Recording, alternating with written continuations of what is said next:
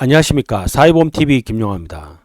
2020년도에 우리나라 학계 출산율이 0.83명으로 세계 최저 수준이라는 것은 여러분 너무 잘 아는 사실입니다. 오늘 사회보험TV에서는 이 출산율과 소득 수준과의 관계를 통계적으로 한번 살펴보았습니다.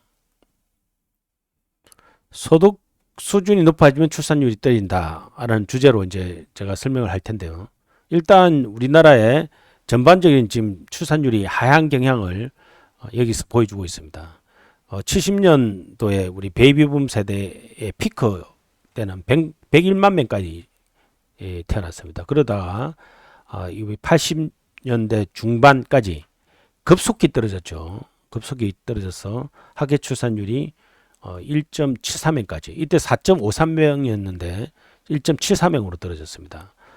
이때는 너무 높았죠, 학계 출산율이. 그렇지만 1.74명으로 급격히 떨어졌습니다. 그 뒤로 우리 90년대 중반까지 이 행보 상태를 보였는데, 이때 사실은 이제 인구 정책을 했더라면 하는 아쉬움이 있습니다만은, 어떻든 90년대 중반 이후에 다시 2차 하락이 시작됩니다. 그래서 2005년까지 1.09까지 떨어졌죠. 그래서 저출산고령사회 기본계획을 2005년도에 수립해서 정부가 이제 적극적으로 나서기 시작했죠.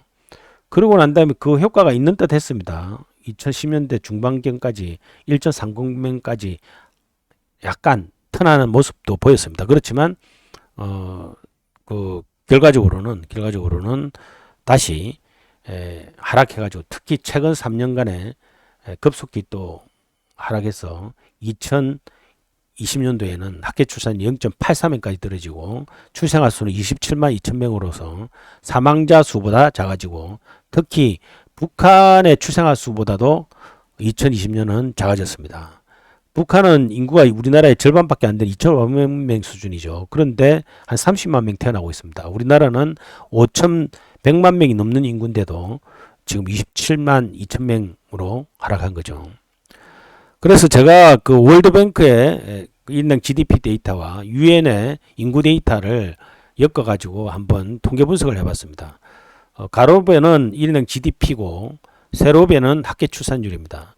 전반적으로 소득 수준이 인당 GDP가 늘면 늘수록 학계 출산율이 떨어지는 모습들을 보여주고 있습니다. 이 점점 하나하나가 국가를 적은 거죠. 대한민국은 대충 여기에 제일 낮은 요점에 와 있다고 생각하시면 될 것 같습니다.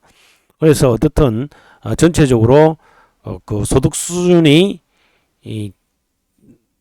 높은 국가일수록 출산율은 전반적으로 하락하는, 특히 이제 한 2만 불대에서 이상, 좀 최고 높은 룩셈부르크까지 보면은 대부분 1에서 2 사이에 있고, 이 특정한 일부 국가만 지금 튀는 국가들이 있는 거죠. 그래서 전반적으로 하락하는 출산율이 이 모습을 보여주고 있습니다. 반면에 이제 이걸 갖다 우리나라 데이터를 가지고 좀 더 깊숙이 보니까 전반적으로 우리나라의 1인당 GDP는 상승 모습들을 보이고 있습니다. 물론 최근 2년간 1인당 GDP도 약간 떨어졌죠. 달러 베이스로. 여기에 이제 우리 1인당 GDP가 떨어졌던 게 IMF 경제 위기 때, 그 다음에 글로벌 금융 위기 때 떨어졌고, 그 이후에는 다시 증가됐습니다만은 지금 이 2019년도 떨어졌습니다. 사실은 2020년도 떨어졌습니다만은 그래서 그 소득 수준은 그래도 크게 보면 증가 상태였다.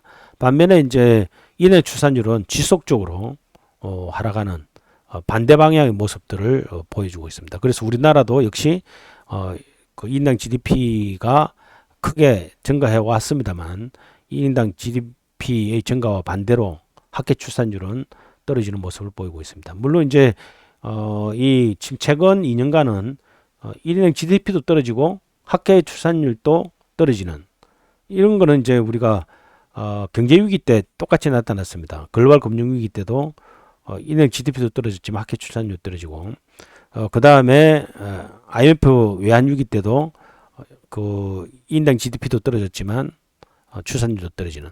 그래서 이런 우리가 일행 GDP가 떨어지는 시기, 떨어지는 시기하고 학계 출산율이 떨어지는 시기하고는 그런 기간, 경제 위기 때는 일치되는 모습이지만 그 외에 일반적으로 일행 GDP가 증가되는 상태에서는 전반적으로 학계 출산율이 계속 떨어지는 모습을 보여주고 있습니다. 그래서 정리를 하자면 한국의 출산율은 지속적으로 하락해 왔습니다. 국제 통계를 비교해 보면 소득 수준이 높은 국가일수록 출산율이 하향 경향이 뚜렷했습니다. 한국도 소득 수준은 높아졌지만 출산율은 하락하고 있습니다. 그래서 소득 수준이 높아지는데 출산율은 왜 떨어질까요? 어떻게 보면 소득 수준이 높으면 아이를 키울 수 있는 더 여건이 더 좋아진다고 볼 수 있는데 왜 떨어질까요? 이런 부분에 대한 근본적인 의문에 대해서 앞으로 사회보험TV는 좀 더 구체적으로 또 자세하게 하나씩 살펴보도록 하겠습니다. 그래서 오늘은 소득 수준이 높아지면 출산율이 떨어지는 경향, 일단 결과적인 경향에 대해서 정리하는 것으로 마무리 짓도록 하겠습니다. 사회보험TV였습니다. 감사합니다.